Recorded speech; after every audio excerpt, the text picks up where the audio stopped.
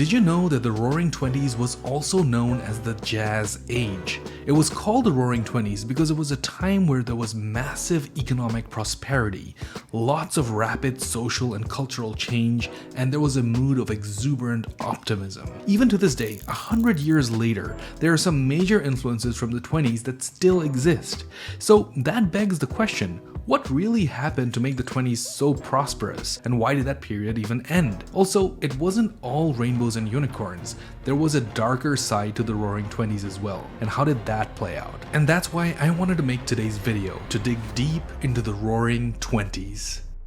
The 20s was defined by unprecedented economic growth experienced in most major economies. Now, this is right after World War I, where most businesses and trades were greatly disrupted. And now that the war was over, the market started to grow. They started to meet the growing demands for a new emerging middle class. And there was just more productivity. You see, in the 1920s, the labor force grew significantly.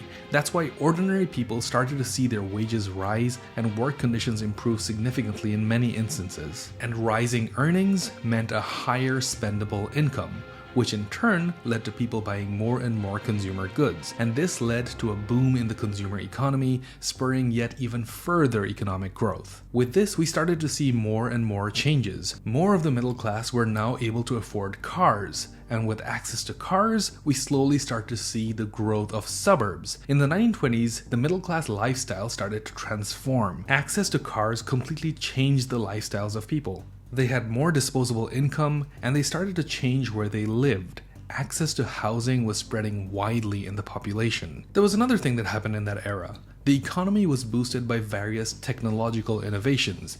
And surprisingly, most of these technological innovations were made during the war. You see, these innovations were slowly making their way into civilian households and businesses. And the best example of this is the radio. During World War I, there was a huge jump in technology when it came to long-distance communications. You see, the government poured funding into R&D, and this leapfrogged innovation. That's why during the war, we ended up with technological advances that would have otherwise taken years. And that's how we ended up with the first commercial radio stations in the US, which was shortly after World War I. So let's take stock of what happened in the 20s.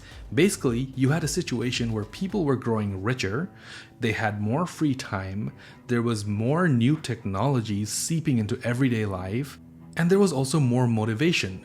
A general mindset of doing things differently, something that emerged from the trauma of World War I. And when you take all of them and put them together, what do you get? The Jazz Age. So in the 20s, we start to see a new blossoming of art and culture. The 1920s is known as a period for economic prosperity, that's for sure, but it's recognized even more so for its contribution to entertainment, art, and fashion. You see, as music became more accessible, new genres were starting to enter the spotlight. The most popular of these was jazz. You see, jazz was primarily rooted in Southern African American music. However, in the 1920s, jazz started to get a lot more attention in the broader music community, especially with white audiences. Around this time, there was also another movement for Art Deco and Surrealism. They started to go mainstream in the arts world, and they gave shape to cultural movements that continue to inspire us even today. And then you have fashion. You see, fashion saw a massive shift as people decided to ditch the highly formal wear that was characterized by Victorian times, and they opted for simpler, more comfortable clothing. So we definitely see a lot of influence on art, culture, and fashion. But the biggest social transformation that we can observe from that era is related to women's rights. You see, in the 1920s, we started seeing more and more women being employed in factories and in offices, and because of this, they had more economic prosperity. Becoming economically more powerful, women started to rightfully demand greater political rights for themselves. That's why around the 20s, you'll see major democratic countries finally giving women the right to vote and to even participate in elections as candidates. For example, in the 1920s, in America, you'll note that the 19th Amendment was passed, allowing women the right to vote. Meanwhile, the suffragette movement in England was also making great strides. In 1918, Great Britain's Parliament passed an act that allowed women who were 30 years or older to participate in the electoral process.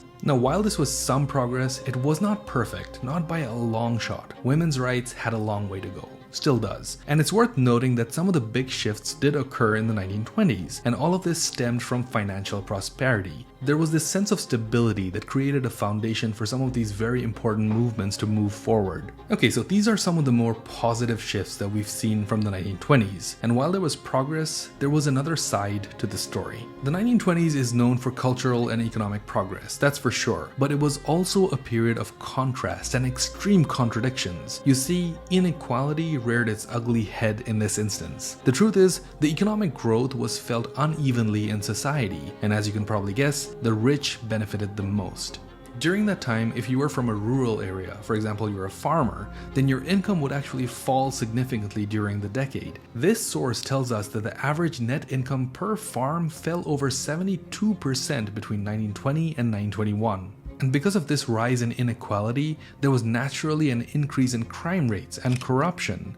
Around this time, we observe a golden age for organized criminals. In America, there were gangsters in almost every city, and during the 1920s, they would fight each other for control of specific areas. Also, the 1920s wasn't really roaring all that much for other parts of the world. The most notable example of this was the Russian Empire, which broke into a civil war between the communists and those who opposed them, and this was called the Russian Civil War, which lasted from 1917 to 1923. Similarly, in China, the nationalist government was in a deadly conflict with their communist rivals. And there were other conflicts ongoing in the Middle East and also in Eastern Europe around this time.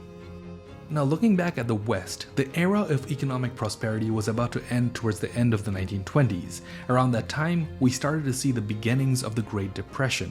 The prosperity at this stage was almost over. The story of how the Roaring Twenties eventually made its way to the Great Depression was a really interesting topic. That's why I made a video about it, so please check it out over here. And if you haven't already, please subscribe to the channel, it helps me out a lot. Anyway, check out that video for details, but here's a quick and dirty summary. Ordinary people, businesses, and governments expected growth to continue for the foreseeable future. They just assumed that what they experienced in the 1920s would just keep on going, and as such, they made very little to no preparation for a potential market crash. And eventually there were problems because the stock market did crash, and people were simply not prepared. And the bad situation started to get worse and worse, and that's how we ended up with the Great Depression. Now, that's a very overly simplistic version of the sequence of events, but you get the general idea. So the glitz and glamour of the Jazz Age or the Roaring Twenties gave rise to a culture of increased consumerism. It introduced technological marvels at that time. It was a decade that would define trends for the rest of the century. But it's important to remember that the brightest of light casts the darkest of shadows. If we want to take any learnings from this story, it's that we must always make sure that the good times might make us blind to the possibility of troubles in the future. Vigilance and preparation is what's needed to build strong economies. If you haven't already, please do check out the video that I mentioned earlier about the Great Depression. It's right over here. Thanks so much for watching. Please subscribe if you haven't already, and I'll see you next week.